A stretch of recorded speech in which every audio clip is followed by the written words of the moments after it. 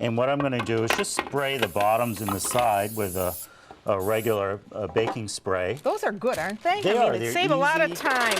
And clean, not as messy. Yeah. And then I have a parchment circle that's just cut a little bit smaller than the inside of the pan. I'm pressing it against the side so that the bottom gets covered with the oil. And then I just flip it over. Good tip.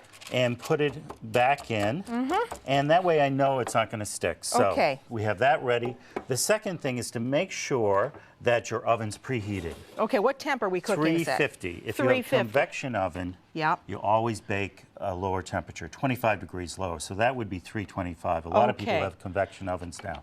I'm not crazy about convection myself, Jim, but that's okay. Okay, go ahead. Now what? Okay, so we're going to start by processing the natural almonds. That means with the skin. And I like to use these because they have more flavor. And they also add a little bit more color to the cake. So we'll add those with our sugar. And we'll add the top. Okay, the top goes on. And then we're just going to process this. I'll let you turn it on. Tell me when. Done. All right. And usually you can tell just by the color on the side, and that looks good. So let's add the rest of the ingredients. We have the cornmeal. Okay. The flour. Now is that just all-purpose? Just regular unbleached all-purpose flour. Okay. That was baking powder and some salt. And now I'll let you process that. Again. Okay. Again. All right. You tell me when. That's it. Just until it's blended. Beautiful. We can set that aside. Alrighty. And you know, it's a little uneven, but that's okay. Most of it. You're going to mix it in, right? We're going to mix it. So now we're going to start with the rest of the ingredients. I'm going to begin with a big bowl and 2 eggs. You probably have your own fresh eggs where in San Francisco where he lives. You have your own eggs, don't you? We have a good source there to blend the white with the yolk.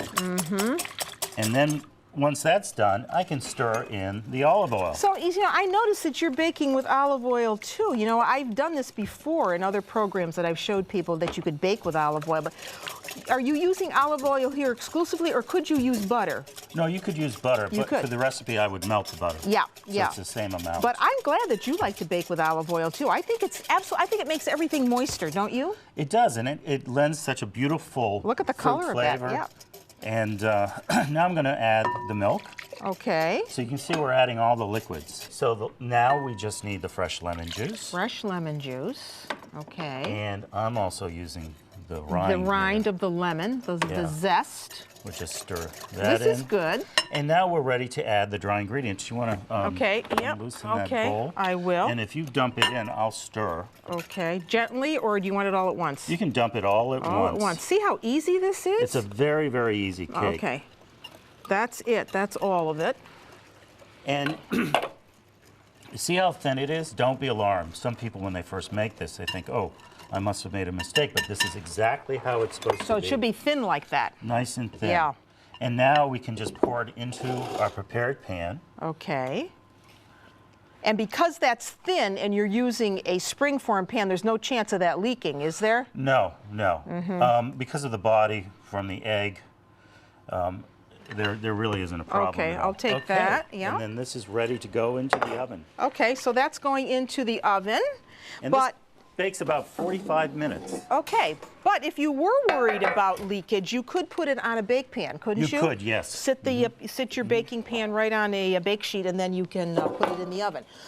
All right, so. What I like about it is because it's low, it's dense, it's very moist, very flavorful, but I can cover it with fresh fruit. Any kind of fresh fruit, yeah. Any kind. Today we're going to use strawberries, but I like to use mixed berries.